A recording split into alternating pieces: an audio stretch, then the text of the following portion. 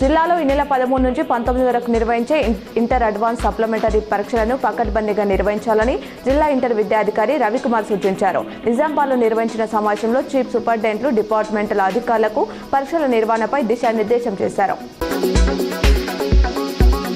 దేశవ్యాప్త రైతాంగ పోరాటాల ఉధృతం కోసమే భద్రాద్రి కొత్తగూడెం జిల్లా ఇల్లందులో మే 11 నుంచి 13 వరకు అఖిల భారత ఐక్య రైతు సంఘం ప్రథమ జాతీయ మహాసభలు నిర్వహిస్తున్నట్లు రాష్ట్ర అధ్యక్షుడు వి ప్రభాకర్ తెలిపారు.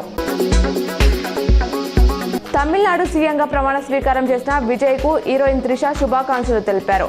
నేను సూపర్ హ్యాపీగా ఉన్నా, నా మద్దతు ఎప్పటికీ విజయ్కే ఉంటుంది అని కార్యక్రమం నుంచి వెళ్లిపోతూ మీడియాతో వ్యాఖ్యానించారు.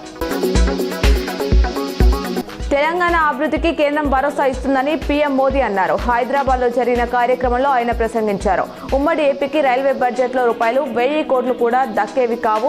ఇప్పుడు ఒక తెలంగాణకి ₹5500 కోట్లు కేటాయించామన్నారు. హైదరాబాద్లోని AP deputy CM Pawan Kalyan ఇంటికి ప్రధాని మోదీ చేరుకున్నారు. ఆయనకు పవన్తో పాటు ఆయన కుటుంబ సభ్యులు ఘన స్వాగతం పలికారు. ఇటీవల సర్జరీ చేయించుకుని విశ్రాంతి తీసుకుంటున్న పవన్ను ఆయన పరామర్శించారు.